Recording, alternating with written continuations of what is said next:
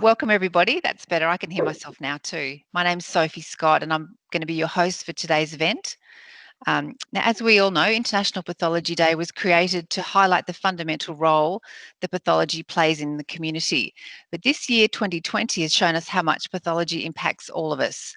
Before we start today's event, I'd like to acknowledge the traditional owners on the land on which we're meeting here today, the Gadigal people of the Eora Nation. I pay my respects to elders past, present and emerging.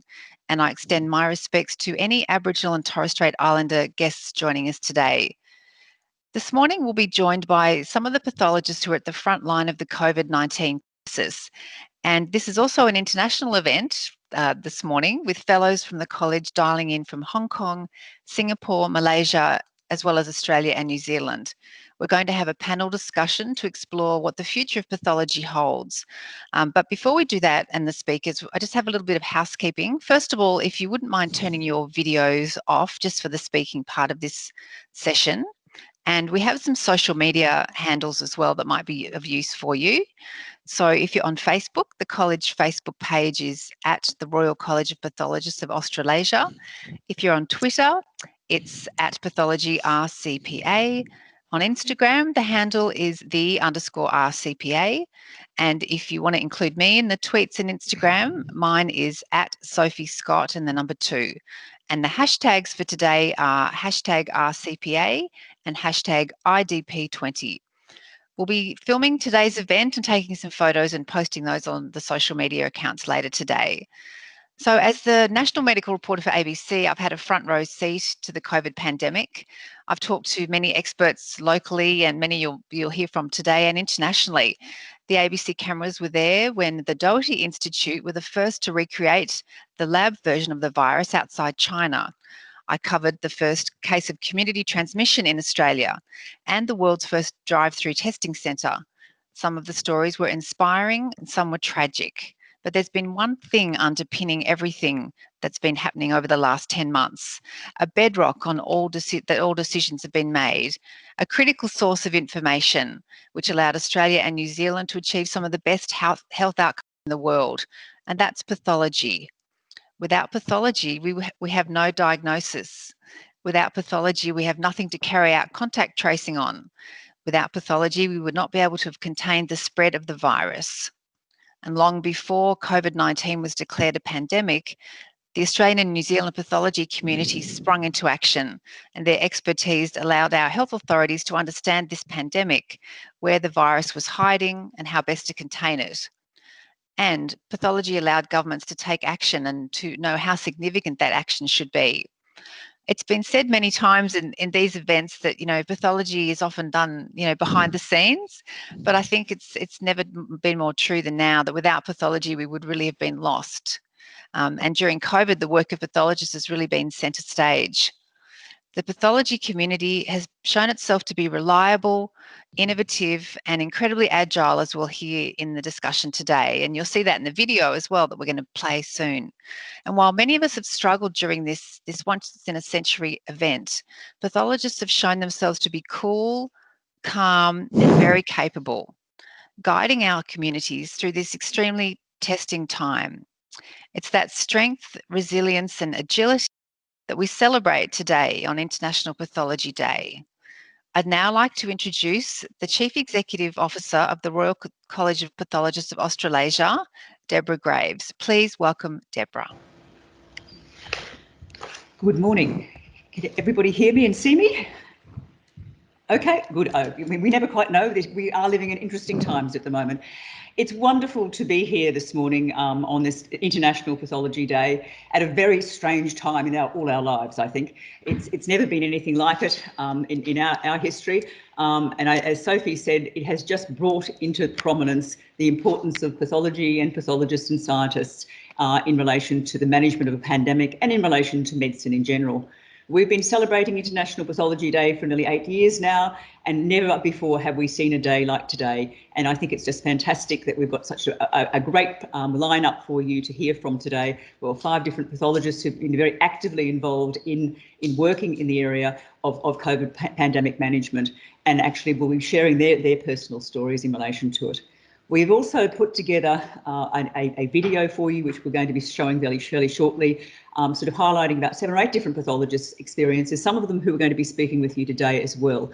But I think it's really important just to remember that the people who are with us today and on the video are part of a huge team, and it's been an amazing collaborative effort between pathologists, scientists in the public sector, the private sector, the research area, and working together with their clinical colleagues in infectious diseases and contract tracing to be able to make sure Australia, New Zealand and our neighbours in Hong Kong, Singapore and Malaysia have actually been able to manage the pandemic and actually get through this very, very difficult time. We're not out of the woods yet, and I think everybody keeps reminding us of that fact that we've got to keep going and being cognizant of the whole thing, but we're getting there.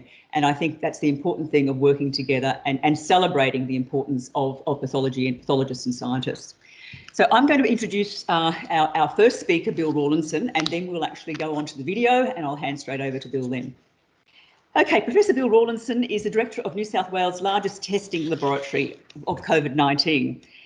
Bill is a clinical scientist researching viral pathogenesis, particularly in respiratory viruses, congenital infections and enteroviruses in type 1 diabetes mellitus.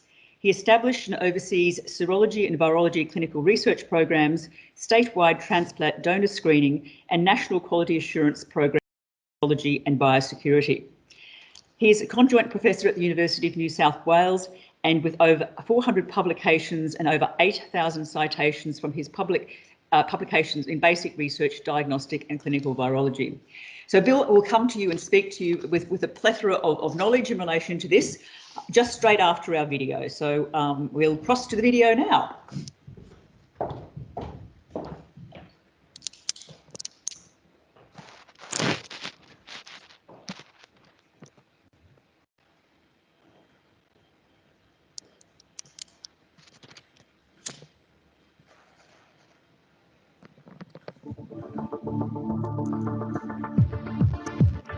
In any country, at any time, and kill millions of people, we're not prepared because we're still vulnerable. From our perspective, we saw ourselves as a front line. Pathology is the only way you know if you're infected or not. Are we going through SARS again?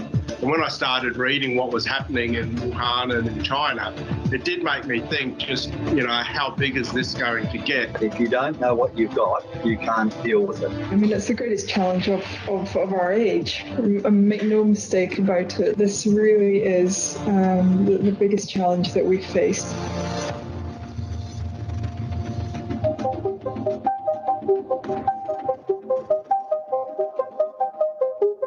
The downstream implications of that are that if it's seeded in some places, then it's bound to have reached Australia. Went straight to micro and talked to my microbiologist colleagues to get their take on it, and they were quite concerned. They said, well, look, this is likely to be the first of a number, and we really need to prepare ourselves for this. It's not often scientists get excited. Awesome. So it's definitely great. So we've got it. Fantastic. The people on the ground in the laboratories in responsible positions saying, hey, this is a problem. We won't wait till we get an order from above to do this. We'll start doing it. It was concerning time, because we couldn't see how the companies would be able to develop assays in a timely manner. And put very, very simply, without a test result, there's no public health action. Once they get into a laboratory, you then have to evaluate how they perform. That usually takes at least 6 months, and we turned it around in a few weeks. And so it was, quite an incredible effort. Australia's done brilliantly, given that it was able to isolate SARS-CoV-2 fairly early. Diagnostic devices were developed pretty early, and then as commercial devices came online, we really got into the swing of things and the stride of testing. It wouldn't have been possible if we weren't part of a greater team of pathologists. If we all worked as islands, it wouldn't work.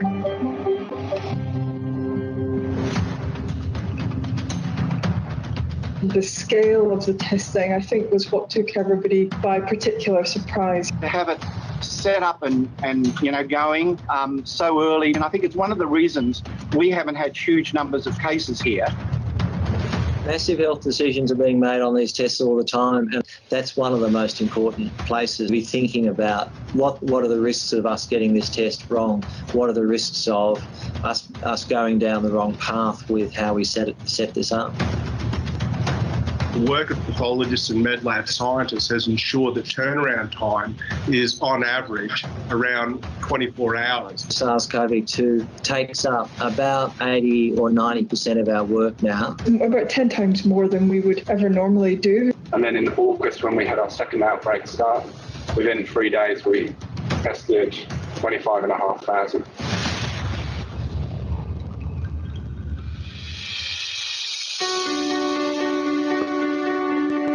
There's one thing that we should have learned by now, it's to expect the unexpected. And so I think if any of us said, oh, this is over, you know, thank God that we've emerged from this second wave and it's all over, that would be an extremely foolhardy thing to do. There's lots of things that we've done much better in Australia, and that is very dependent on laboratory performance. This outbreak has absolutely made pathology and pathologists become more innovative. You know, as a lab, we're pretty exhausted, but very proud of the work that we've been doing. Nobody shirked from their responsibilities. They all kept turning up, which I think was a wonderful thing. I think everybody has just been overwhelmed with the sense of achievement and amazing job that these people have done. The college has been critical in this whole process of, you know, speaking out early. Have you ever experienced a sort of cohesiveness like this before? Not on this level, no. Incredibly proud to be a microbiology pathologist. It's, you know, it's an incredibly important field. Really, I could not be more proud of the team in the laboratory that I lead. I want to say that it's been an impressive journey of something that I don't know if I'll experience again. We have tremendous tools. We've got tremendous people. By having good contact tracing, good public health, good laboratory facility, you can keep it under control and keep it at low level. And that's what we're going to have to do for the next year or two or more.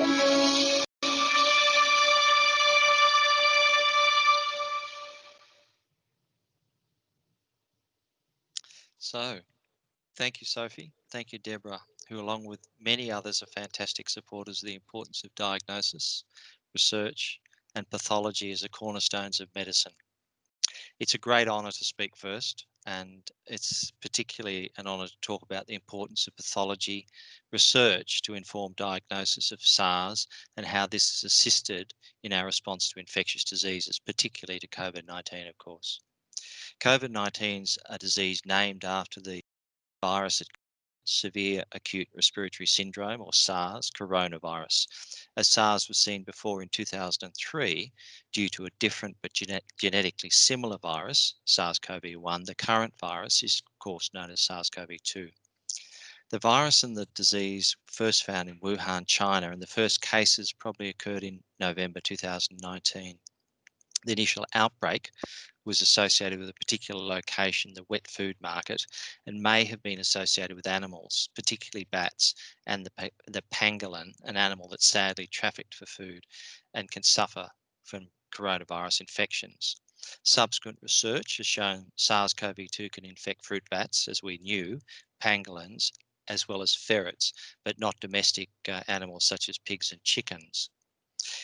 Importantly, a variant of SARS-CoV-2 was very recently identified in minks, an animal farm for fur, of course, in Denmark. And this variant has mutations that potentially are associated with a loss of response to the immune system, so-called reduced sensitivity to neutralizing antibodies, which makes this a virus of particularly and potentially risk. I'd like to pause, though, to observe that although today we rightly celebrate the importance of pathology and the successes in Australian pathology research, especially now in the COVID-19 pandemic, it's important to acknowledge there's still much to do and how important our role in this is. It's sobering to think that over 27,000 Australians have suffered from COVID-19 disease due to SARS coronavirus 2, that over 900 Australians have died this year from COVID-19. The effects of the unexpected and unforeseen loss of life that has occurred this year is appalling. And as pathologists and as clinicians, we must continue to do all we can to prevent further harm where we can. We need to be vigilant, studying the virus genetic makeup in order to preempt any changes that might cause more infections and more disease.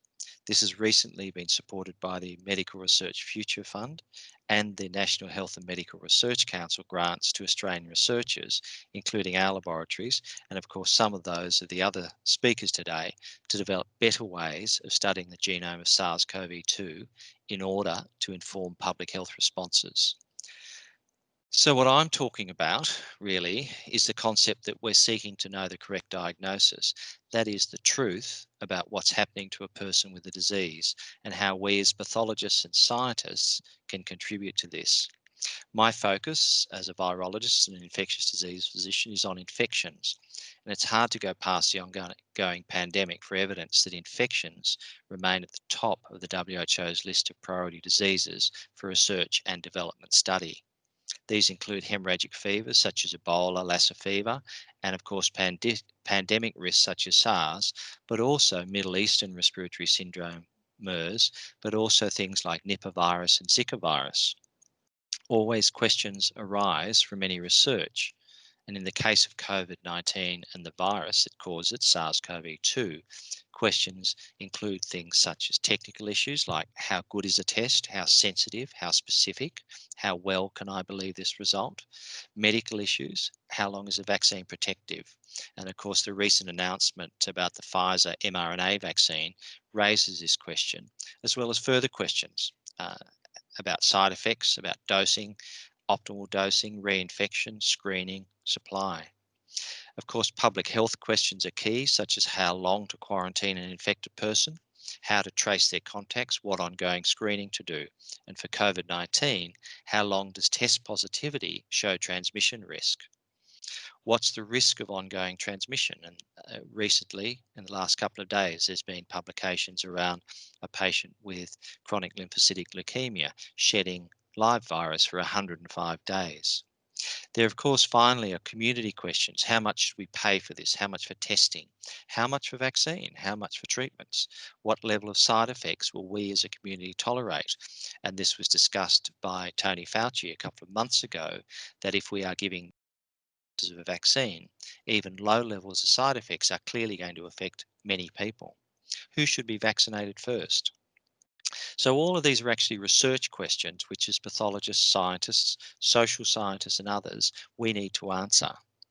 So COVID-19 is a highly relevant example of how research is able to inform important questions about diagnosis and how important pathology is as the underlying basis of patient diagnosis and treatment. Personally, for me, it's our PhD students, it's our research assistants, it's our postdocs who worked alongside our diagnostic scientists and our virologists who are the ones who developed and used the first diagnostic test for COVID-19 in January of this year. It's these people who were part of reducing the appalling effects of COVID-19 on the individual and the community. And this work by our colleagues was without expectation of recognition. These are people who worked to the maximum of their ability at a time of crisis during the early days of COVID-19, and most importantly, and by far most importantly, who worked together as a team. There are many stories of the COVID-19 pandemic, and there will be more to be told. In our case, as a reference laboratory at New South Wales Health Pathology at Seals in Randwick, near I am now, we watched on as what was to be subsequently called COVID-19 was first seen as a pneumonia of unknown origin in Wuhan in China, with young and initially particularly often medically trained people dying often soon after infection in that city. We saw infection around a particular wet market, We saw healthcare workers initially disproportionately affected, with those such as the ophthalmologist Li Wenliang, who died on the 7th of February from this unknown disease at that time, dying at the age of 33. I saw people in our laboratory, including myself, concerned about the risk of transmission to themselves, and more concerned about ongoing transmission to their families and to their colleagues. The lack of knowledge about this new virus meant there was a level of threat and anxiety that we had not experienced recently, or perhaps for some people in their lifetimes. It was similar to, but much worse than, that which we experienced in 2009 with pandemic influenza, in 2014 with Ebola, since 2012 with MERS, a disease which I remind you has a mortality rate of 35%, that is 1 in 3, and of course Zika virus in 2015.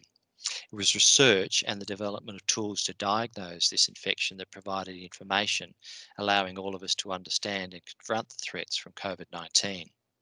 So by mid-January 2020, we saw the genomic sequence of the virus released by an Australian and a Chinese co-worker, testing beginning in Australia and the first diagnoses of 25th of January on the East Coast.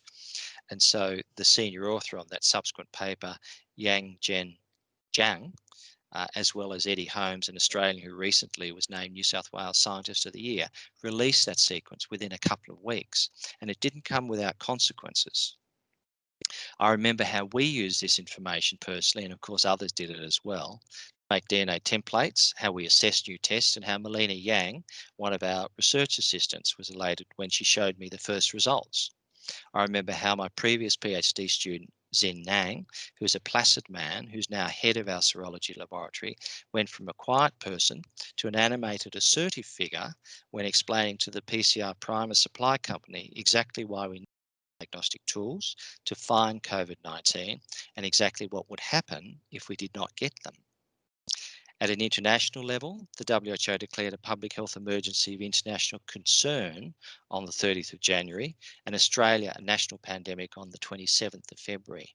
By November 2020, we have had over 27,000 cases in Australia and over 51 million cases internationally. We now have over 1.1 million deaths globally. In Australia, we have all public health laboratories having accurate, quality assured tests available for all the population of Australia, including remote and regional areas, and we're going to hear more about that. This is partly through the work of the RCPA quality assurance programs, providing the first quality assurance program for SARS-CoV-2 diagnosis in the world in April 2020. And now the same group providing a QA program for the WHO to over 3,000 laboratories internationally. We now have screening of wastewater and sewage done in most states to allow early recognition of areas of the state for enhanced screening. We have accurate tests available. We have several vaccines that look promising. We have new treatments, and we have international commitment to control. So I'm not going to say much more, but I'd like to close with a couple of quotes. One from the greatest scientist, in my view, of the 20th century, Fred Sanger, who of course received the Nobel Prize twice. Once for protein sequencing in 1958 and for nucleic acid sequencing in 1980. In fact, the anniversary of his death is in 8 days from today. As Australians, we remember his championing of basic science and his education of many Australian postdocs, including Elizabeth Blackburn, who went on to her own Nobel Prize, of course, in 2009 for her work on telomeres, and many other successful Australian researchers. And Fred Sanger said, through art and science, in their broadest sense, it is possible to make a permanent contribution towards the improvement and enrichment of human life, and it is these pursuits that we students are engaged in. And I particularly like this quote because it reminds us that we're all learning, that we're all students, no matter what level we are, even if we have 2 Nobel Prizes, as he had at the time he made this statement. And we all need to pursue the answer with honesty and effort. It's the pursuit of truth in medicine that leads us to diagnosing illnesses such as COVID-19 correctly through pathology, through testing, and it's the benefit to our patients that's the most beautiful gift we can receive in return. Pathology is a cornerstone of clinical diagnosis and of treatment and prevention of infectious and other diseases. Basic science and applied medical research are the cornerstones of developing pathology. And I'd like to close by observing something about how the most basic research has turned into a treatment for COVID-19. Cesar Milstein, who was the head of the division that I worked in when I did my PhD, along with Georges Kohler, received the 1984 Nobel Prize for work done in the mid-1970s on his development, or on their development, of monoclonal antibodies. At the time, the Medical Research Council felt these did not have a medical application and declined to patent that invention. Today, monoclonal antibodies, as I think everybody here knows, are the basis for many of our diagnostic tests that we as pathologists use daily. Today, so the 11th of November, the FDA in the USA issued an emergency use authorization for the investigational use of the monoclonal antibody therapy bamlanivimab for the treatment of mild to moderate COVID-19 in adult and pediatric patients based upon early, very successful trials. So to me, the fact that something which in 1970 was not seen as worthy or likely to be useful, now in 2020 being issued within several months of being developed as a treatment for a disease which has killed more than 1.1 million people in the world, represents a fantastic advance. It represents how basic science and how pathologists and how scientists contribute to this effort. So this is the way research, pathology, and clinical medicine work together to save lives. We progress in pathology and medicine through our efforts and through research. We celebrate this today on International Pathology Day. Thanks very much. Thank you very much, Bill. We really appreciate your time here today and your insight, and also I just also think we wanted to recognise you for the great work you do as a science communicator as well, always being available for the media and being a great role model showing the work that pathologists do. So thank you. Our next guest this morning is Professor Deborah Williamson, who you also saw in that video. She's the Director of Microbiology at the Royal Melbourne Hospital and the Deputy Director of the Microbiological Diagnostic Unit at the Doherty Institute. And she played a vital role in assessing new COVID-19 testing kits for the TGA and also does important work on antibody and antigen testing. Please welcome Professor Deborah Williamson. Thank you, Sophie, and thanks so much to the college for the invitation to be part of this day. It really, I have to say, I was quite moved when I saw the video.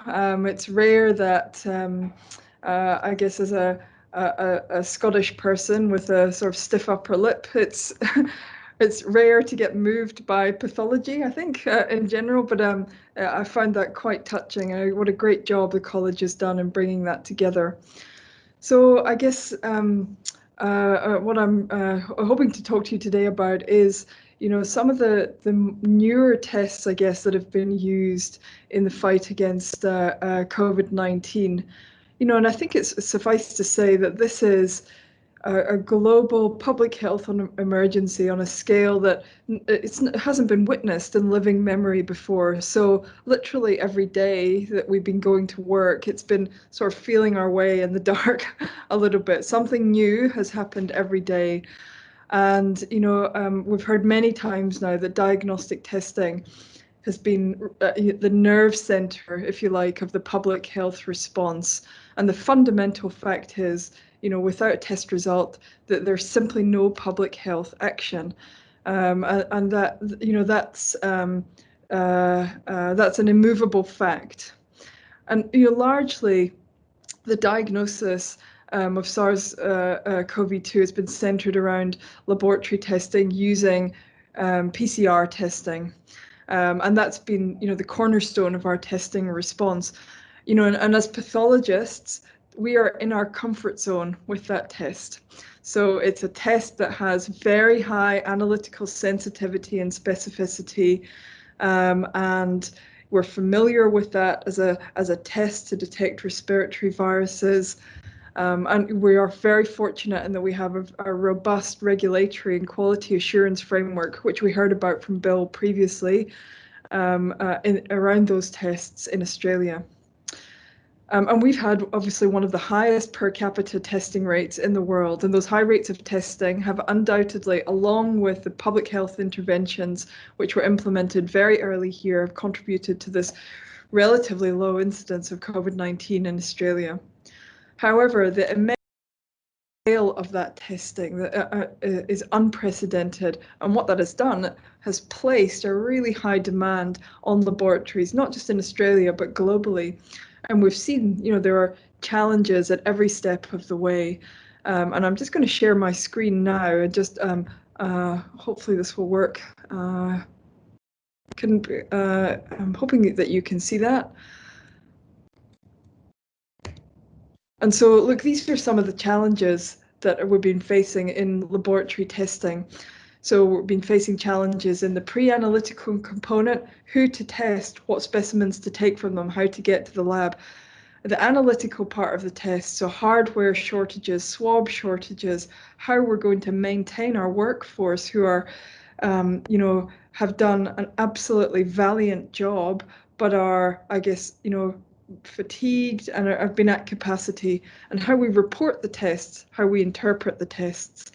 And I would say one of the greatest challenges we've faced as pathologists has been evaluating or responding to the next great test. And these have, as a pathologist, it continues to strike me during this pandemic that, testing is never out of the news headlines, whether it's, how many tests are going to be rolled out or the type of test that's going to be used. I don't think I've ever seen pathology in the headlines so much. And that's created challenges in and of itself around, providing a rapid response, an informed response to these tests. And we're regularly asked to comment on tests that sometimes are no more than an announcement in the newspaper or the media without any data to back them up. And so, we have worked with a number of partners here in Victoria, and unfortunately the Victorian situation has been quite distinct in that, out of sheer necessity, we have had to evaluate a range of different testing modalities, and we started looking at saliva testing, which I believe we'll hear a bit about later.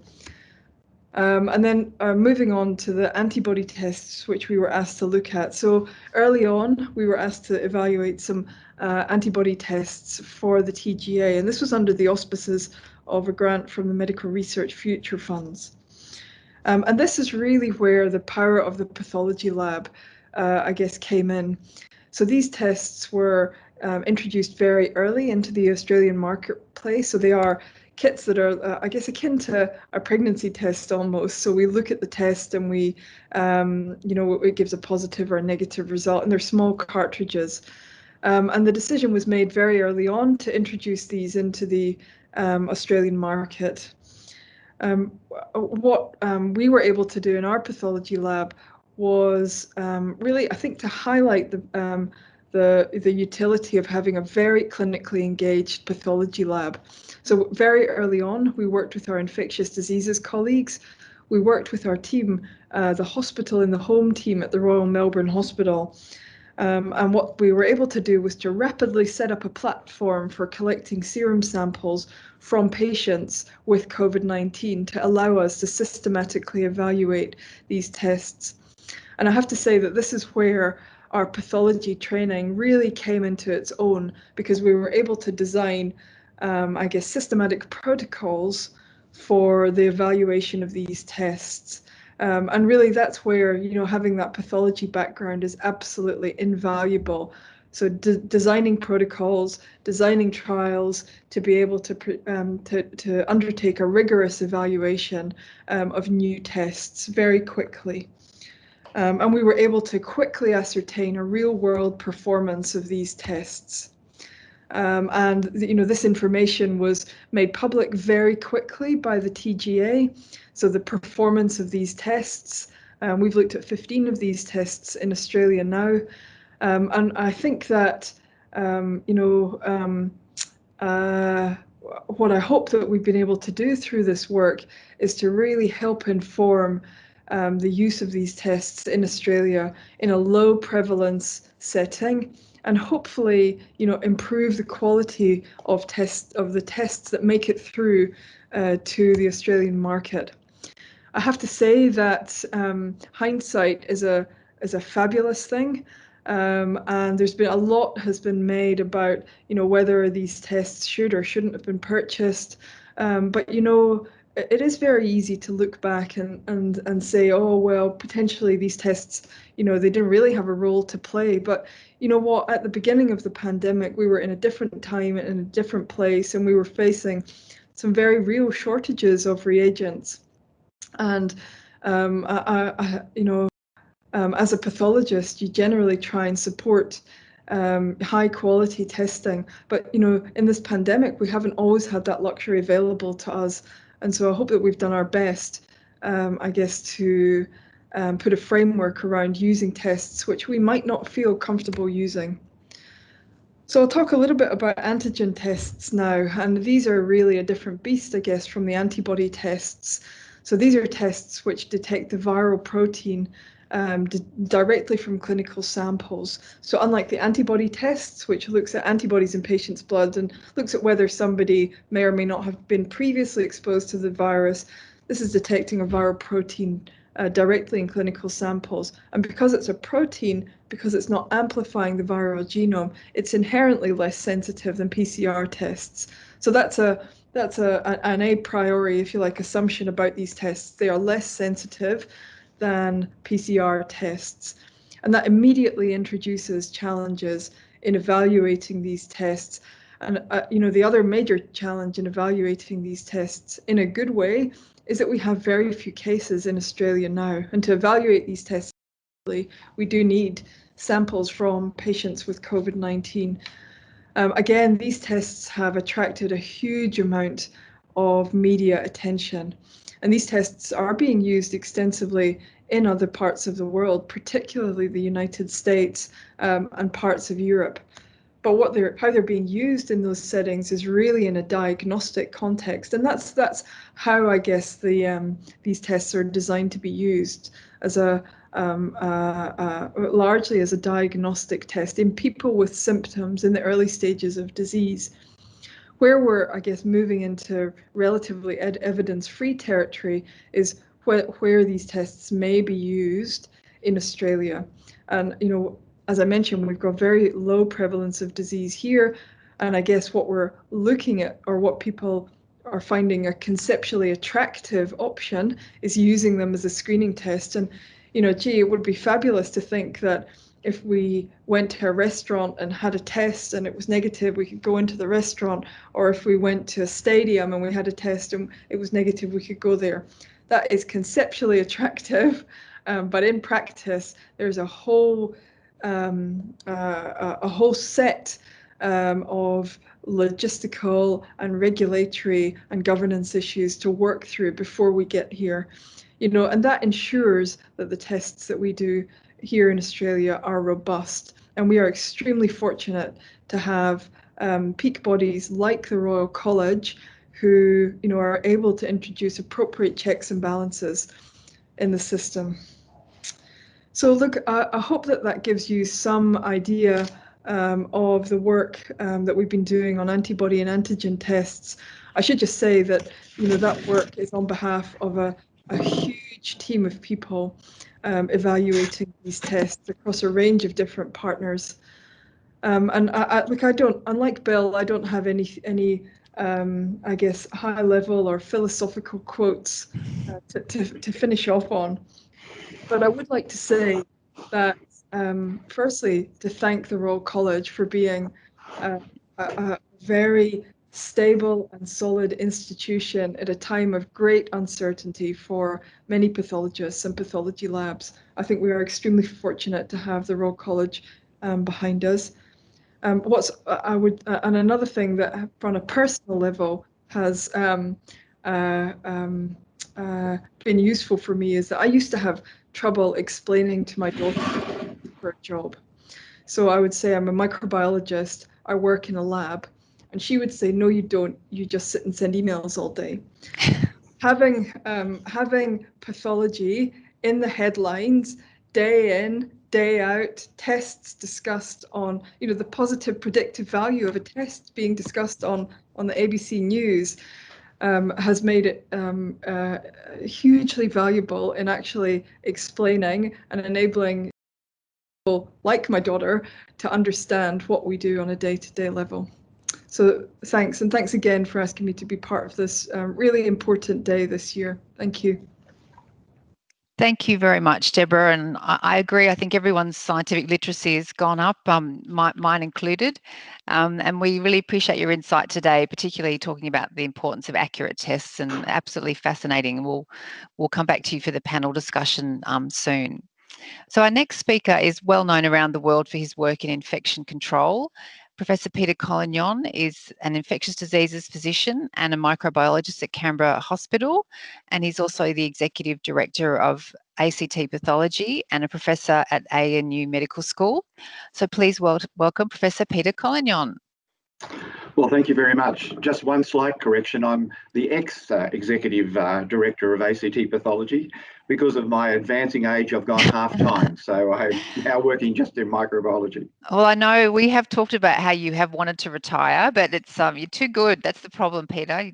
You're too good to let go. So it's our gain that you're still working and keeping us all so well informed. So let's just talk about why infection control is just so vital for controlling and preventing the spread of this. How pathology plays such an important role in that.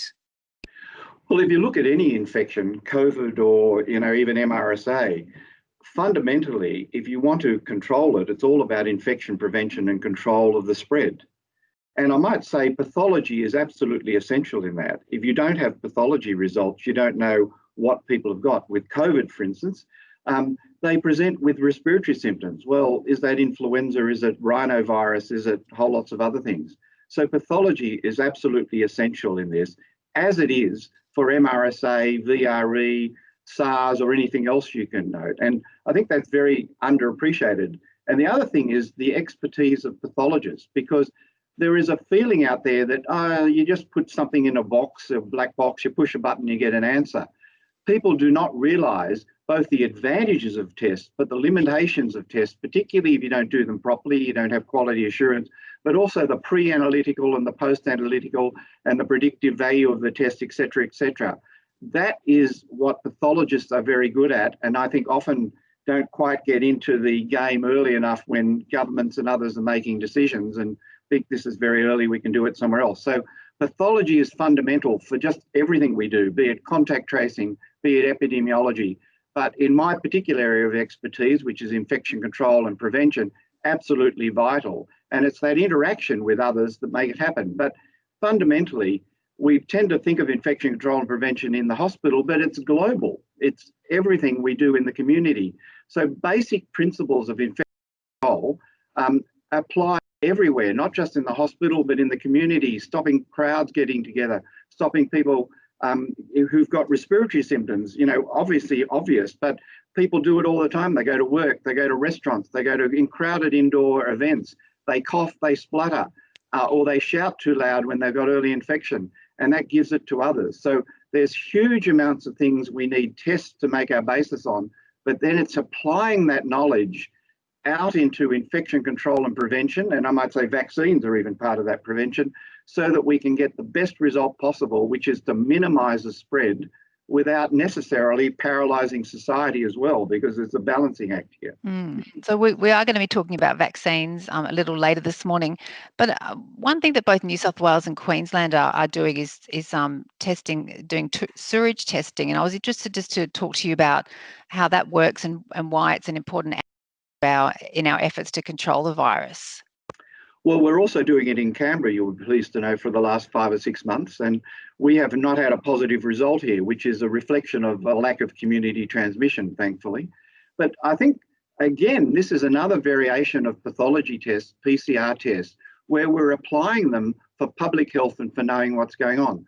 Obviously, the tests we do on people are very important because that tells us whether I or somebody else has got that infection and we need to do something. But it's still dependent on people turning up for testing. And the trouble with COVID is maybe 10 or 20% of people have minimal or no symptoms. and they may not turn up because they think, oh, this is the common cold. So another way of knowing, particularly in Australia, where we've got elimination in many areas, and at least we're going for low-level suppression, which I presume we'll be able to keep up for the next year or two, is we need to know, are we missing a lot, and where should we target it? So one of the interesting things about sewage, and I've been in research projects looking at antibiotic resistance in the past, so I've always had an interest, and it very much correlates with what's happening in a community. But in a place like Canberra or the Gold Coast or Southwest Sydney, you can sample 100, 200, 300,000 people at the same time, because about 2/3 of people with COVID excrete it also in their bowel. So it's in feces. So by looking at the sewage and detecting COVID, or the viral remnants of COVID, obviously, then you can actually say, hey, there is probably still potentially COVID in this area, even though we haven't detected. So you make an increased plea to that area to get more testing. You have more surveillance there. You put more public health in there, because the whole point of this is to keep it at very low levels, so that, or eliminate it if we can, so it dies out. And also knowing very rapidly if it's coming back, because if for some reason you get it coming back like New Zealand had, or like's happened, well, you can argue in Melbourne, if you have an early warning sign because it's being excreted, say, a week earlier than you're detecting tests, that you then know there's a problem that you've got to address, and hopefully keep numbers then very low so you can get them coming down again. So as we know, like Australia and New Zealand have both done a fantastic job in controlling the spread of COVID, but what measures do you see staying in place for the sort of foreseeable future? Look, I think there's a lot of progress with vaccines, and we'll hear about that later, but realistically, they're not going to be rolled out with 90% efficacy to all of Australia probably till the end of next year, and globally, probably for 2 or 3 years. So we know how COVID spreads. It spreads predominantly when you're close to people, and it spreads predominantly by droplets. So basic things like keeping crowds down indoors, particularly in winter when respiratory viruses spread more often, but even in summer, probably air conditioning, low humidity really favours that. So crowd control, people staying away from work and others when they're sick, even if they're sick at home, people wearing masks in the home, for instance, to decrease that transmission. All of that, along with some hand hygiene, cleaning surfaces, and particularly testing and control, all of that makes a difference. So I think we're going to have to continue this for the next 2 or 3 years, probably. Hopefully, we will continue to have the low numbers we've got in Australia and New Zealand currently, but that will require ongoing vigilance. If we become complacent, we say, hey, there's not a problem. Israel had very low numbers and they had to go out of control. So did Switzerland. So this is a problem we're going to have for, in my view, quite a while, at least another year. I hope there's a 90% effective vaccine that we can roll out readily, and everybody in Australia is at least vaccinated then. But realistically, that's not going to happen worldwide. And if we want to travel, we want to have people coming here, we're going to have to keep vigilant, and we're going to have physical, social restrictions in place, lots of testing, and particularly people who've got any symptoms staying away from others until those symptoms resolve. And just finally, talking about the role of that pathologists have played in our success, what do you think have been the keys to the fact that the pathologists have been so central to the success of our public health measures? Well, if we didn't have pathology laboratory and pathology testing and research, we would be nowhere. I would think we would have been like the US and Europe this winter. The reality is, unless we know what we've got and who we've got it and how long they've got it, you cannot control any infection, yet alone COVID. So pathology has been absolutely fundamental and will continue to be fundamental. But we have to interact with others, epidemiologists, public health physicians, the community as a whole. We have to communicate both the advantages and limitations of tests so that we can get people's behaviour to change. That eventually decreases the spread and hopefully keeps it either suppressed at really low levels or eliminated. So pathology is central and core, but can't do it by itself. It's this interaction with other groups, including the community, communication with the community, that is also vital, because behaviour has to change and has to stay changed for quite a while to come. Okay, look, thanks so much, Peter. And again, a shout out to you as well for all your amazing communication and always being available to the general public with your knowledge and wisdom. So we'll come back to you for the panel discussion, but thank you for now. Okay. And we'll now move on to our next speaker. He's an associate professor of microbiology at Flinders University. Rob Baird is an infectious diseases physician at the Royal Darwin Hospital and Director of Pathology for the NT Government Pathology Service. And he'll be talking about the very important issue of managing COVID in rural and regional communities. So please welcome Rob. Hey, thank you very much. And again, I really appreciate the opportunity to speak. I'm just going to put up some slides and hopefully they come up. Can you all see those okay? Yes, we can, Rob. Thank you. Okay, thanks. So, basically, it's probably very relevant. We're talking about rural and remote Aboriginal communities this week because it is NAIDOC week, and it's always worth while just reminding ourselves of a bit of geography. Tropical Australia, really above the Tropic of Capricorn, only has 10% of Australia's population, but has 90% of Australia's Aboriginal population who are spaced out in numerous communities right across the coastline and inland.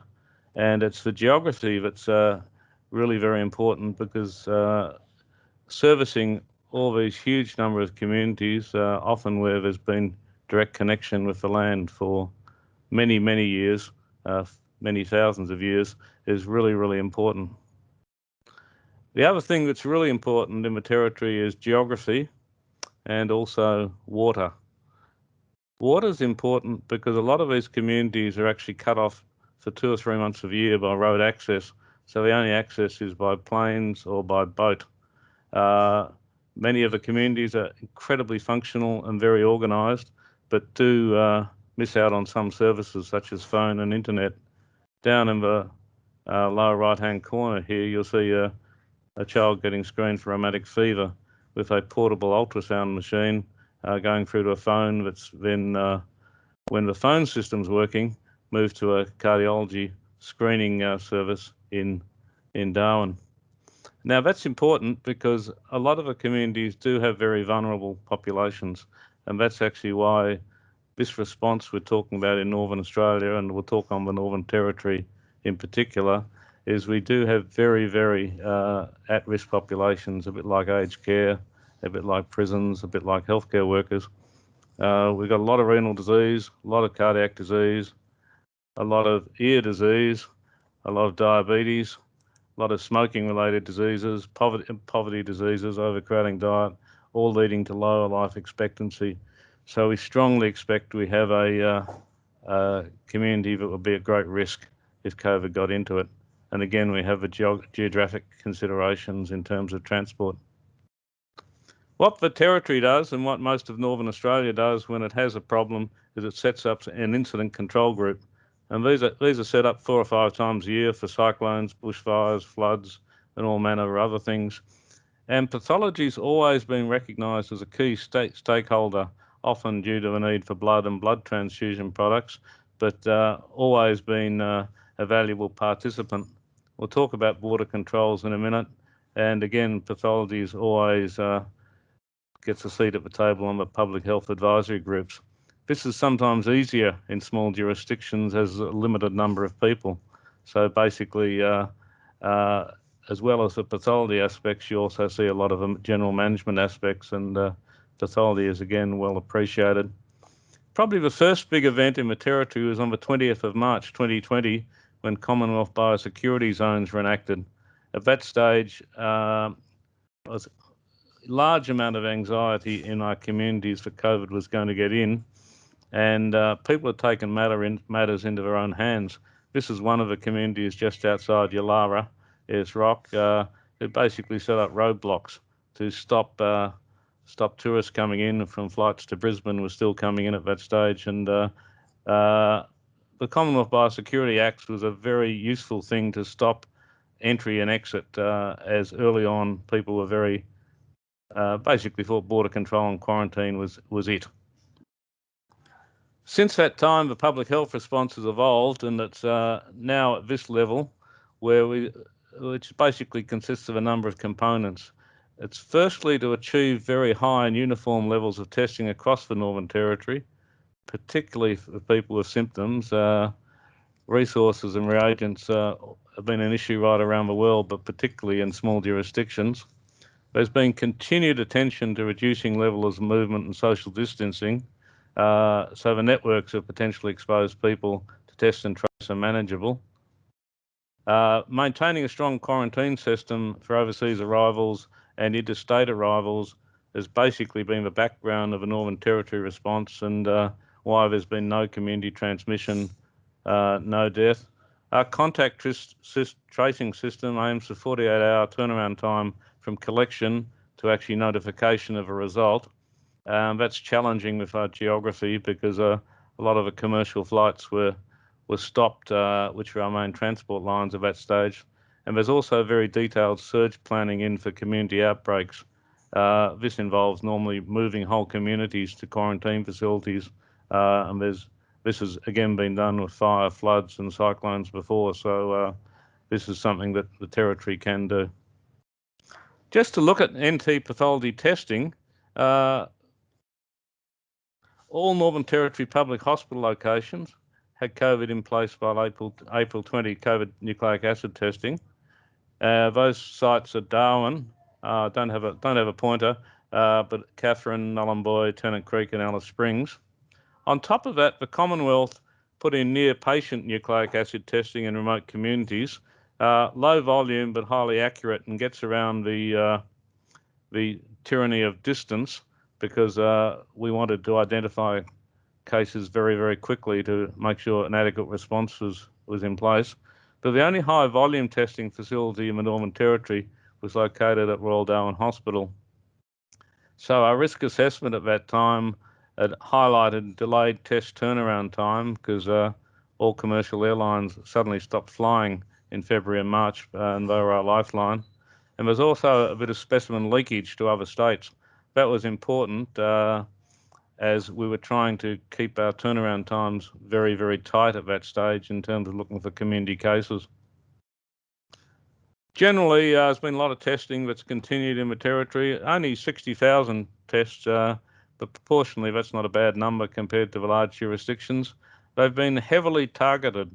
We tried very hard to actually test particularly at-risk symptomatic populations rather than widespread random testing, just to save reagents. There's been no community transmission and no local deaths. You'll see that line on the graph represents positive cases, and it's gone up in the last couple of weeks just with the opening of international quarantine facilities and a number of local cases that have been imported. Northern Territory testing we break down and look at in fair bit of detail, make sure our Indigenous population are getting tested, and the testing rates were very similar to Aboriginal, non-Aboriginal, but it has fallen off a bit in the last month or so. Contact tracing relies on highly accurate assays, high volume potential, rapid turnaround, always challenging with the Northern Territory geography, acceptable specimens and collection issues, which Deb Williamson alluded to, surge capacity and staff resilience. And again, they've been mentioned, so I will not go into them. But just quickly to show people the three testing methods that are available in the Northern Territory, just to show what's there. In the high volume lab, which is laboratory based, nucleic acids, very good for all levels of cases, symptomatic and asymptomatic, very sensitive, gold standard, again, well developed and in place. But the more interesting one has probably been the point of care nucleic acid tests. These are the ones in remote Aboriginal communities. These are these gene expert machines, and the other one's a biofile machine. They're very rapid, about an hour, very sensitive. Has been occasional false positive problems. The real problem in use in an outbreak situation is their low volume. So again, we're not the high volume testing. And as again Deb alluded to, we're watching with great interest rapid antigen testing as it comes in, as this may help us screen large numbers of community members quite quickly. More recently, what's happening in the Territory is our international arrivals who are coming in from overseas and are greeted by friendly Northern Territorians, all welcoming to swab them and quarantine them. So just in summary here, the public health response to the Northern Territory, which has been basically had high level high-level pathology input has achieved high and uniform levels of testing across the Northern Territory and across Northern Australia. There's continued attention to reducing social mixing, which is actually, and social distancing, which is quite hard in the Northern Territory, so that really remains a work in progress. The strong quarantine system for overseas arrivals is in place, and the borders are gradually coming down throughout the rest of Australia, and there's detailed surge planning in place. What's next? I think, as most speakers have alluded to, social distancing and infection control will be in place for quite a while, and we're very hopeful of vaccines, which our next speaker is going to be telling us about. And on that note, Sophie, I will stop. Thank you. Thank you so much, Rob, for your great insight. Perfect segue to our next speaker, but thank you for your insight, and really remarkable, the public health response in the Northern Territory. To think that there was no community transmission and no deaths, it's just a remarkable result that, you know, you and your colleagues there should be extremely proud of. So thank you for sharing your insight. So our final guest speaker before we move to the panel discussion is going to give us an update on the COVID-19 vaccine, something that, as I think most people in the world are, have their eyes on. Paul Griffin is the Director of Infectious Diseases at Mater Health Services and an Associate Professor at the University of Queensland School of Medicine and Mater Health Research. And he's going to update us on his work on the Novavax vaccine. So please welcome Paul.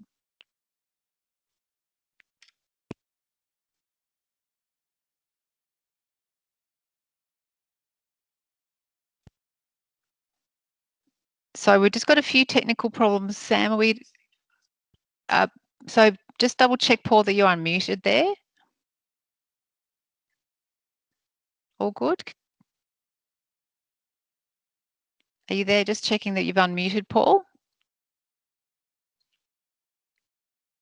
I think just double check if we keep having a few problems with getting Paul back. We're going to be crossing back live in the studio to Bill Rawlinson, who's going to be answering some questions. So we'll just give it another couple of seconds to see if we can get Paul back on the line. Otherwise, we might get him to rejoin the meeting and get him to do his presentation in a few moments. All right. Look, while we get Paul back on the line, we might just get Bill Rawlinson up, and we'll talk to Bill about a couple of things that he has been speaking about. Bill, you mentioned, you briefly alluded to in your talk about the FDA with the new monoclonal antibodies. Do you think this is something that we're going to be seeing more of? We're going to be seeing more of, end up being a range of treatments, that it's not going to be necessarily one treatment that makes a difference, that we'll end up with a suite of treatments for COVID?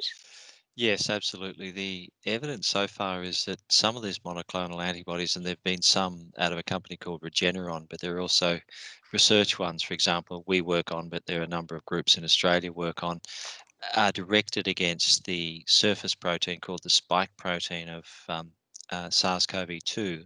And in the laboratory, they work really well. So if you put them into a cell culture, you kill the virus really well. And there does seem to be emerging evidence in people that they're useful. Whether you'd use them on their own or together, it does seem that the virus can mutate toward its spike protein towards these monoclonals. So we know the virus mutates. That's just a natural part of its life cycle. But we do see that virus mutations are occurring, and often these target a highly specific part of the virus. So firstly, it's very likely that the monoclonals will be used as multiple monoclonals, not just one single one. And bamlanivimab is a targets the spike protein, but in a couple of different formats. Whether that's going to then be used alongside small compounds, so things like remdesivir or other drugs. Certainly what we see in HIV, Hep C, increasingly with successful treatments is exactly as you say, we use more than one treatment. So I do think, firstly, we'll have more than one monoclonal, and secondly, it is likely there'll be different targets being attacked, not only a general target, which is what remdesivir does, but specific SARS-CoV-2 target, which is what the monoclonals do. And the other thing we're going to be hearing about hopefully soon from Paul, but a lot of people are really wanting a vaccine, which would we wouldn't need the need for treatments. We might just get you to touch briefly on about the Pfizer vaccine, and also maybe just reflect on the fact that we're now talking about science where they've only been releasing very, very limited amounts of data of a study, and then everyone's just sort of hanging on to it in a way that we wouldn't have done in the past. But what did we find out yesterday about the Pfizer vaccine? So the Pfizer vaccine is a type of mRNA vaccine. It's a new type of vaccine. Moderna, who's another US company, have a similar product, which is at phase 2 and is entering phase 3. And basically, the vaccine's very easy to manufacture. As has been all over the press, of course, it's difficult to store. It currently needs to be at -70, but I think that will actually change as we get better protectants. But for this current vaccine, it needs to be stored at -70, which is feasible but difficult. And it's certainly shown good efficacy, and there are not publications around it. That gets mentioned every time the vaccine is seen, and it certainly has not finished enrolling. I believe that they're going to 164 and they've had 92. However, we have a long history of looking at things early on to see whether we'll progress or not. As we all know, if you get early good results, you continue. If you get bad side effects or very poor results, then you stop. So exactly as you say, these are early data. However, it has shown really quite good promise. It is expected that it would on the basis of the phase 1 and phase 2 trials, and on the basis that there's actually 2 formulations, one of which is whole spike, and one of which is the what's called the RBD, the receptor binding domain.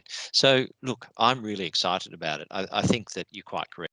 Have to take it one step at a time, look for the peer review, but I think it's a tremendous advance, and it's really good to see. I'm very keen to see the final results. All right, Bill, we'll stay there. Don't go anywhere. We're going to cross back to Paul. I think we've got Paul back online. So Paul, there he is. Can you hear me okay, Paul? Yes, I can. Hello, everybody. Apologies for the technical issue there. It kicked me out of Teams. Hopefully people can hear me this time. Yes, we can. Wonderful. I will just share my slides. So hopefully people are seeing my slides now. Yes, we are. So I'll start over. So yeah, thank you very much for the opportunity to be part of this discussion today. Obviously, given the calibre of the speakers we've seen so far, it's a big honour, and particularly to be representing the college on such an important day. My role in this hasn't been as much on the ground to do with testing. I've been overseeing a number of vaccine as well as therapy trials, but certainly my skills I attained as a microbiologist have helped me a lot along the way with those. And I just thought I'd give a quick update of, I guess, the contribution of this country to some of that progress and where we're positioned. So there are my conflicts. As I say, I've overseen 4 of these phase 1 studies that I'll be discussing. I think everyone's familiar with these trackers, and it's important, I think, to point out that of those 38 phase 1 studies, 6 of those have been conducted in this country. So, we've heard a great deal about the capability of testing in this country and how much it's assisted with our control, but certainly our research capabilities in terms of clinical trials have been on show as well. And so contributing, over 10% of the phase 1 studies to what's happened globally has been an amazing achievement and a good indication of the quality of research in this country. So I'll start with the first vaccine that was given to human volunteers in the Southern Hemisphere, and this is the Novavax vaccine. That's obviously been in the news a lot in the last week or so, given it was announced as one of the 4 vaccines with which the Australian government has an agreement now. I dosed this to healthy volunteers for the first time on the 26th of May, and this is a recombinant spike protein, and Novavax have a proprietary nanoparticle technology. So basically these particles more closely resemble the virus to be able to give a better immune response. And they also have a proprietary adjuvant matrix M.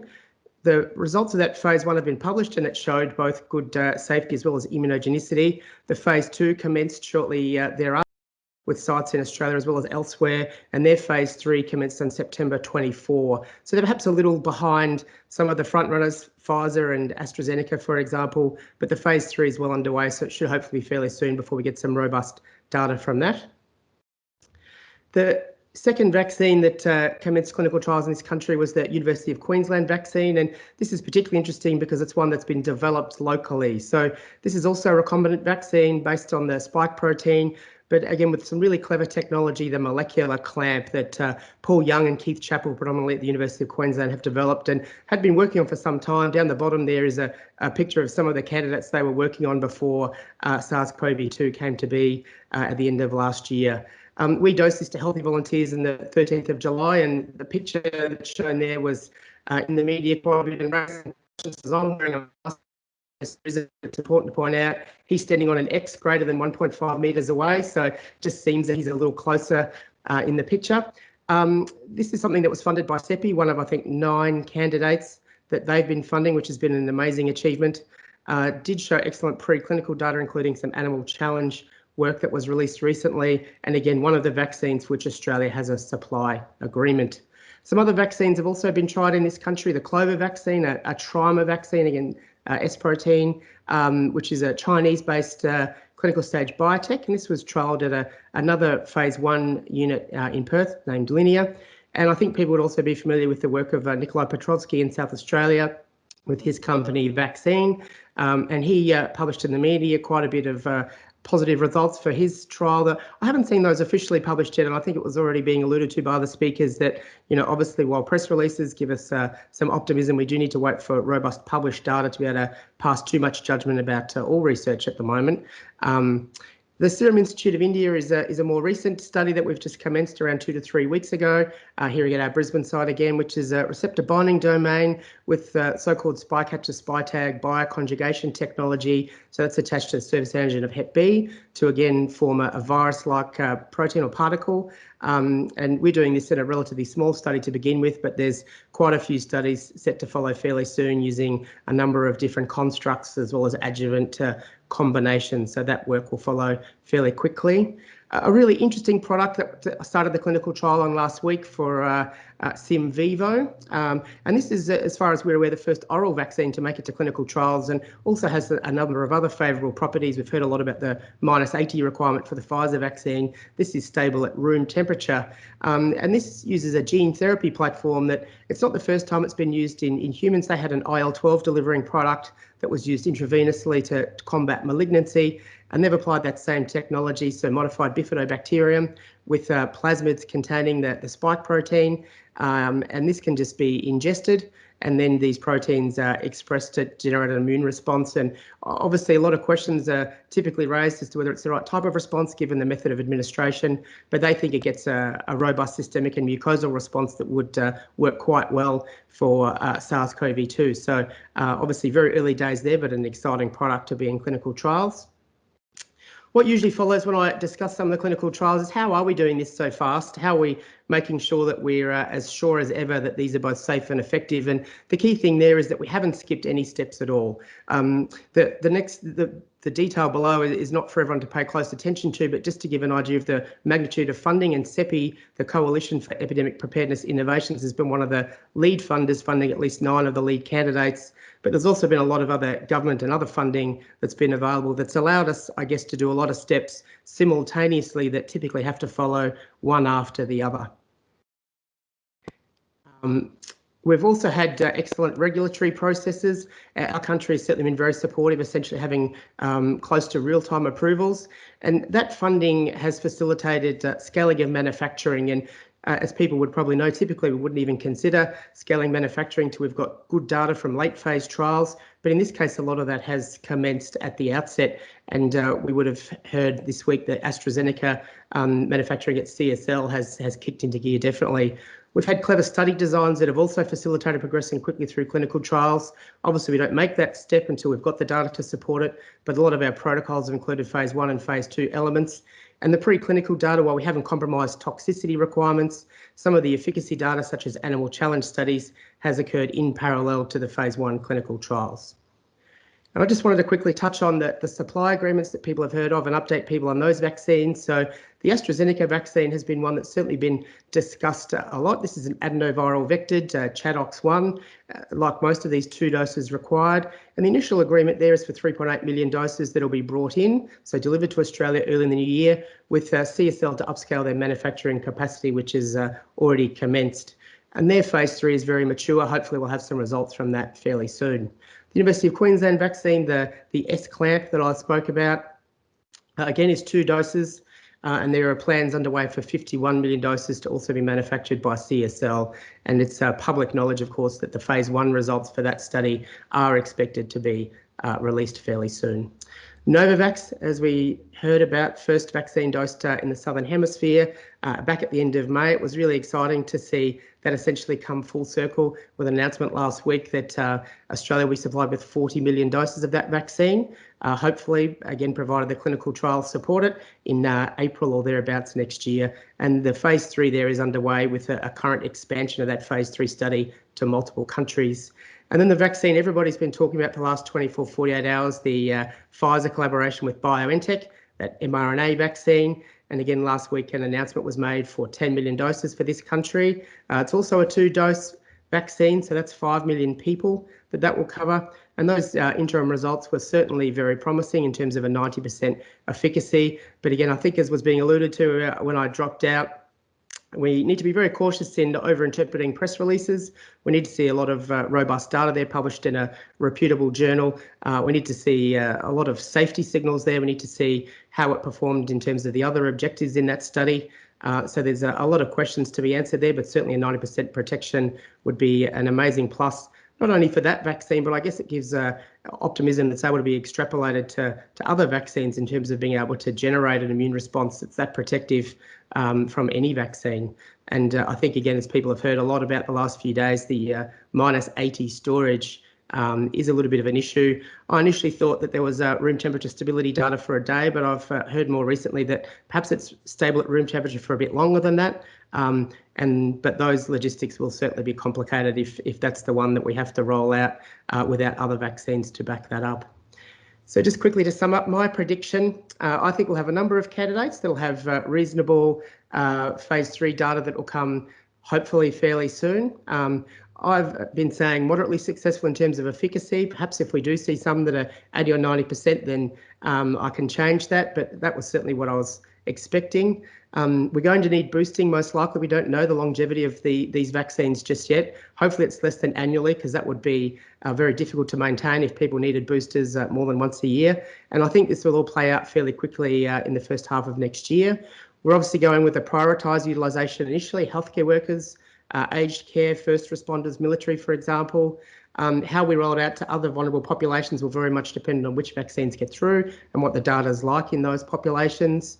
I think uptake will remain a challenge. There's been lots of discussion that only 15% of people at the moment are hesitant, but I think when it comes down to it, a lot of people aren't going to want a vaccine first, is a perception in the community. So I think, as advocates, this group, as well as many, many others, will have to be championing these vaccines and their rollout.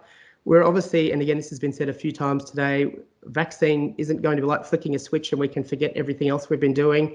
We're going to need ongoing interventions to control this for some time, including, of course, testing that has been such a big part of our success, but simple things like hand hygiene, social distancing, isolation while we wait for test results, and some control over movement, but hopefully not particularly the internal border restrictions that we're subject to at the moment. And hopefully we'll see iterative improvements in the vaccine and potentially the development of vaccines with properties that might plug some gaps, as I said, orally administered, stable at room temperature, for example, and good performance in particularly susceptible populations. So that was all I had in terms of slides, and happy to take any questions. Oh, look, thank you very much, Paul. Look, we really appreciate your insight. If you can just stay on the line and keep your camera switched on, we're going to move to our panel discussion now. And if I can just ask all of our speakers to switch their cameras back on so we can and ask you questions. And there's also now a chance for the audience to have your chance to ask questions. So if you could all, if anyone in the audience has a question, pop a question in the chat box. We'll try to get to as many of those questions as possible. I thought the first question I have for the panel is There are pathologists in other countries as well, and I'm interested to ask the panel, why do you think Australian and New Zealand pathologists did particularly well in handling the spread of COVID? And we'll start with Bill. I've got Bill here with me. Why do you think, what were the key things that the pathologists did here in Australia and New Zealand that really helped us control COVID? I think the things that I saw were a great willingness at a government level, both state and Commonwealth, to listen to medical advice. And this has been said many times. And pathologists were very involved in that. I mean, it's been said several times how important testing is in control. And they saw that and they funded it. And listening is generating money. I think to then go on and do the right testing. I think the second thing is that we did have a very good established network, the Public Health Laboratory Network, and several of the speakers have either been founders of that or are currently, as am I. And we started meeting weekly, and that meant that we had a direct contact to the Commonwealth. Right, so having that infrastructure in place, you didn't have to create something. Absolutely, and we all spoke with one voice, so we had our disagreements out of camera, and then we had something that went forward. And I think thirdly, Australia does have a very good infrastructure for testing, pathology, and for integration of research, because we've got to remember in December of last year, we were worried about bushfires, quite rightly. We'd never heard of COVID-19 because it had never existed in Australia. And Deborah, are you there? I was just interested to get your point of view on what you thought about why Australian and New Zealand pathologists in particular had so much success in helping control this virus. Yeah, look, that was not a fluke for the very reasons that Bill has mentioned. It was building on, years, decades of established links, rigorous systems in laboratories, rigorous quality frameworks, a formal network of public health laboratories, but also, an informal network, a collegial network of pathologists in Australia and New Zealand, where you're not afraid to pick up the phone to one of your colleagues and say, what do you think? What are you doing? And that I think that has really served as well. And I've been grateful to so many of my pathology colleagues over the past few months, or the past year, I should say, just being able to talk to them and reality check some of the things we're doing. So yeah, that's been a huge advantage here. And maybe I'll just ask Peter Collignon just to comment before we move on to our next question. Yeah, I'd just like to echo what Bill and Deborah have said. I think the fact that there was an infrastructure there, the Public Health Laboratory Network, the college where you have communication between all sectors of pathology, a research mentality for a lot of pathologists and innovation, so that we didn't wait for somebody to make a test. We did it ourselves. We had the basic molecular footprint there, and we could make tests ourselves and then check with each other, get controls with each other, etc., etc. All that made a lot of difference. We may have been a bit fortunate in Australia also that it was March, April that was the problem, and so the weather may have been a slight failure, and perversely even the bushfires might have meant we had less tourists coming in bringing COVID with them. But it's a whole mixture of things. But with pathology, it was this established network through the college, through the Public Health Laboratory, people communicating with each other, trusting each other, sharing all this information that made a lot of difference for us to get up and early. We had tests here before the US did, for instance. So in the video, we heard Dr. Lynn Waring talking about how the pandemic has fostered the spirit of innovation, particularly in the pathology community. And I was keen to sort of just get a sense for the audience of what sort of innovation we've seen. So maybe we might go to Paul and maybe Deborah. Paul? I think we've seen innovation. Basically, it's hard to know where to start from start to finish here. I think we've done a lot of things in a really creative way. We've had a lot of challenges, as we've heard about in some of these talks, to have to overcome. We've had to, reprioritise, redeploy, use limited resources, to get the job done, and I think it's really clear we've been able to do that. So I think that innovation, being able to pivot in the laboratory to focus on something as important as this, to be able to look after these people, obviously in terms of the management, in addition to the pathology, we've done a lot of this remotely. A lot of areas have managed their cases at home. So in terms of making infection control easier, and then we've had to be able to assess them accurately in the home as well. And then obviously we've employed a lot of resources in the research space to be able to set up these clinical trials as well, not just for the vaccines that I spoke about, but for therapies, and also to investigate some of the pathophysiology, so our understanding goes up from culturing the virus in Victoria early on to all sorts of other excellent work that's happening now. So I think it's shown our capabilities in this country across all of those sectors, and also how well we can collaborate to achieve a common goal. And Deborah, maybe from your point of view, what have you noticed in terms of the innovation that pathology communities embraced? Yeah, look, I think it's just general open-mindedness towards, as I mentioned, when I was talking earlier, a willingness to look outside of our comfort zones, beyond the walls of our lab, and think about things like point of care testing or alternative approaches. And just two very brief examples of that early on. So very early on in the pandemic, and I mentioned hindsight's a great thing, and we're obviously in a different time and place now, but very early on in the pandemic, here we're facing potential shortages of things like PPE, reagents for testing, and swabs for testing. What that meant is that we were, and pivot, I guess, must be one of the words of 2020, right? We pivoted towards looking at different testing approaches. So we trialed saliva as a diagnostic specimen for testing, because we thought we might run out of PPE for our healthcare workers, and we wanted to reduce the risk to them for taking the test, but we also thought we might run out of swabs. And so, that was a useful thing for us to do. And then the other thing that we did was we worked locally with a 3D printing company who actually printed 3D swabs. So we worked with them iteratively to develop a prototype swab. We ensured, I guess, a sovereign supply chain of swabs. Those swabs are now listed for use in Australia. And so, if somebody had said to me a year ago, you'll be working with a 3D printed swab company to look at, swabs that go up people's nose for testing for a pandemic virus, I think I literally would have fallen off my chair. But here we are. So I guess an example of innovation there. And so just a question for Rob, with the vulnerable communities and Indigenous communities, what are the key challenges for your community going forward? And what role do you think pathology will continue to play in helping keeping those vulnerable communities safe? Oh, it's a really good question, because there's numerous challenges besides the pathology ones, often related to poverty and socioeconomic issues, as discussed. So I think we have to acknowledge that.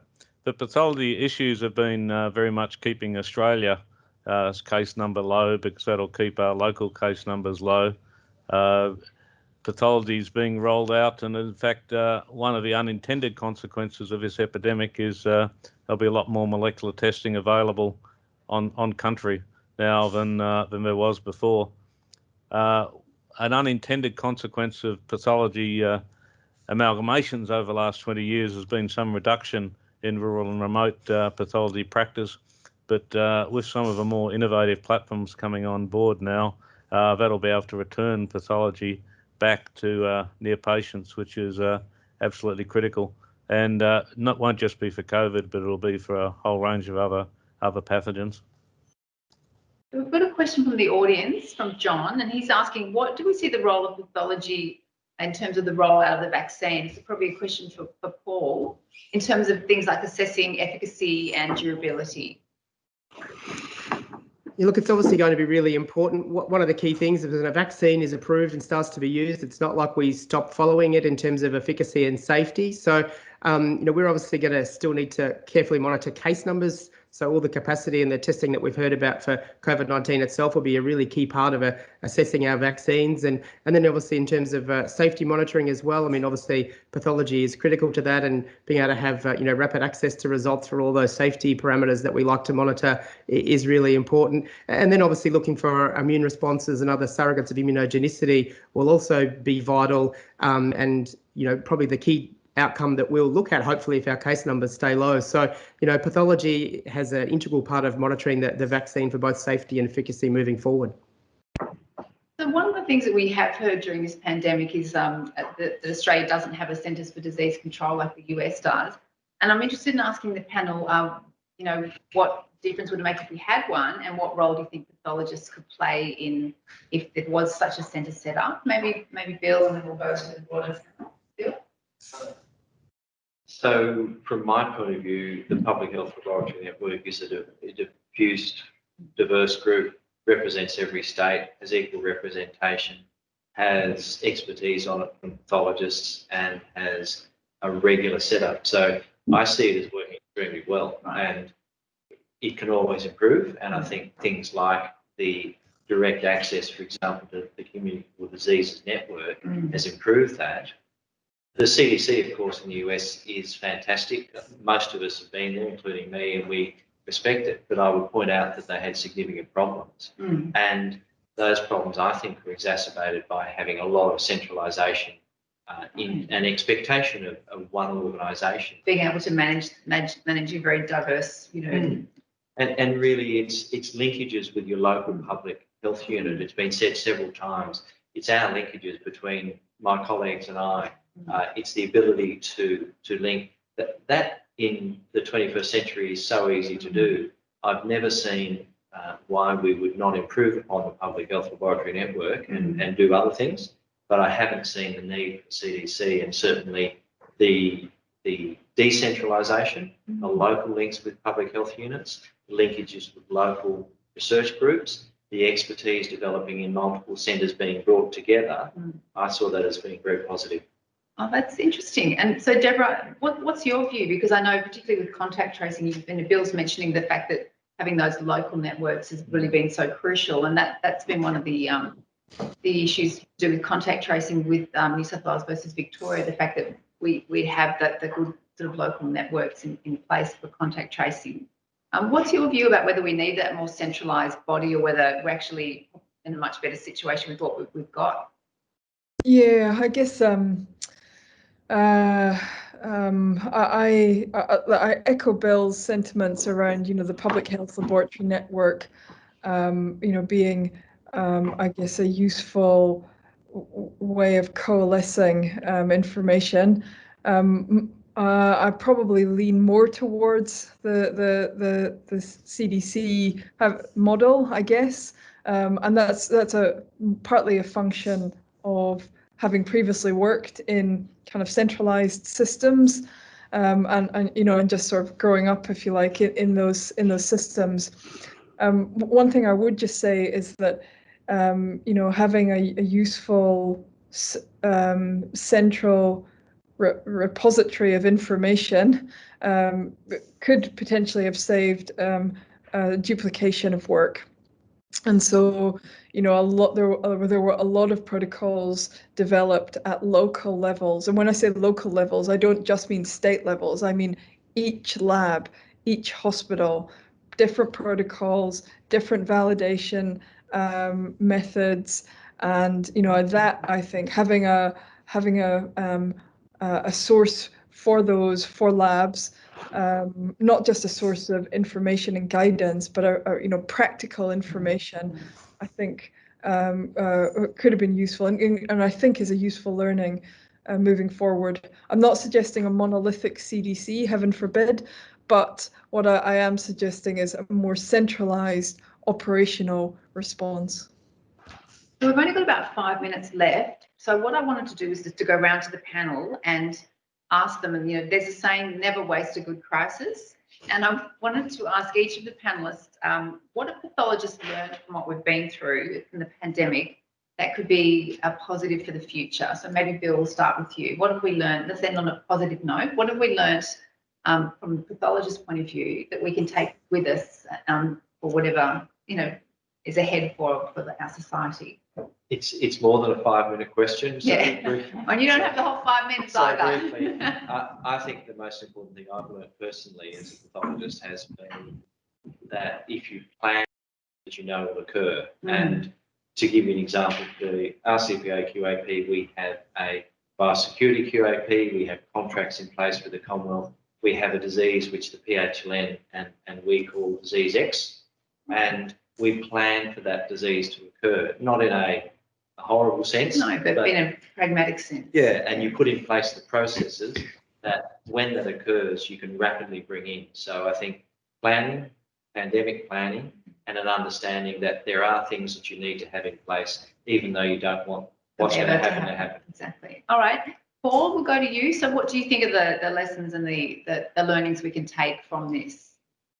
I think it's just some of the efficiencies around how we can do things, even with limited resources and really being under the pump, how we can still accomplish so many things. And, I think it's information sharing, cooperation, collaboration, and, being focused on a common goal. It's amazing what we can achieve. And, if we applied some of those same principles to some of the other pathogens we've been battling forever, we might make some inroads there. So I just hope that some of these wins we've had can be learnings that we carry forward.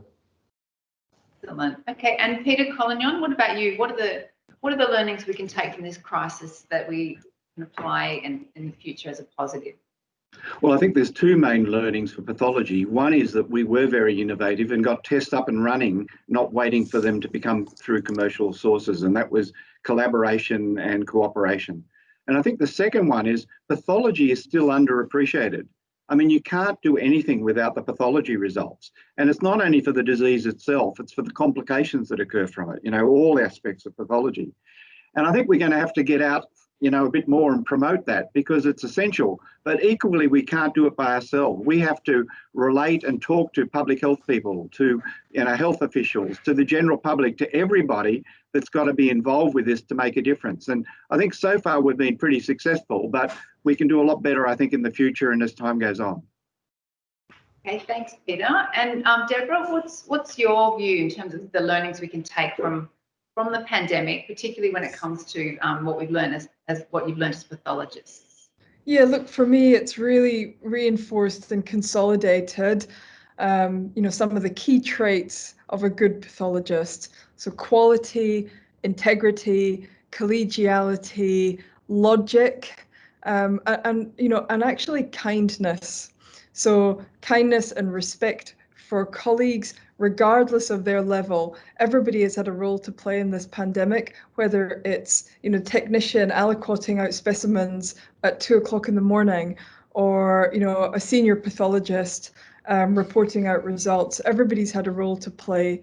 And so, it's really reinforced some of the characteristics of pathologists for me. Thanks, Deb. And finally to Rob, what do you take as the positives out of what we've all been through, particularly for the world of pathology going forward? No, really important question, and I think as everybody's acknowledged, the Australian pathology industry's done well, but that's basically based on 40 years of gradual systematic improvement, qualities, more importantly, regulatory structures, supervision, and probably out of it, the one thing pathology's done well, and I think most people in the room hoped we would and did, is been the working with all other branches of the health system. And that's actually been critical as well.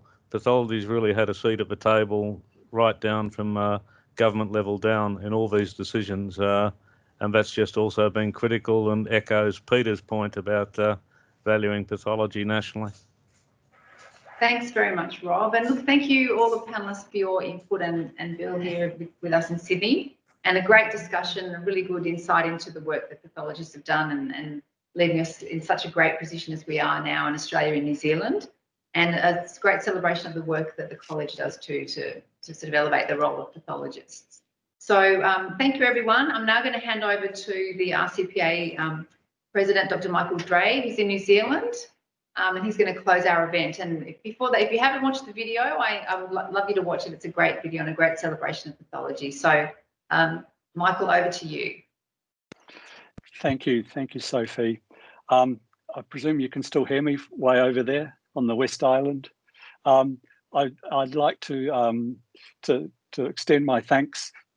Perhaps tell you a little bit about myself at the moment. I'm currently have the privilege of being president of the college, and I started in November during bushfire season, and that soon translated into COVID season, and it's been the most interesting presidency I've ever. Well, it's the only presidency I've ever had, but it's been quite a unique experience. And so without that, I'll continue on. I would like to perhaps just reflect a little bit on the COVID. And it was just over 100 years ago, the Great War ended, and we're Remembrance Day today. And following that was the Spanish flu, which was sort of the last most significant pandemic to affect us. And in some ways, we are still using the same principles of the Spanish flu epidemic by the personal distancing, washing hands, wearing a mask, and staying apart.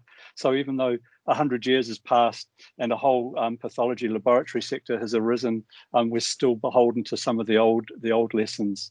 But I take great pleasure and reassurance in the scientific advances and in the pathology and laboratory advances that this pandemic, even though we're still reflecting the old pandemic, is going to be have a slightly different trajectory.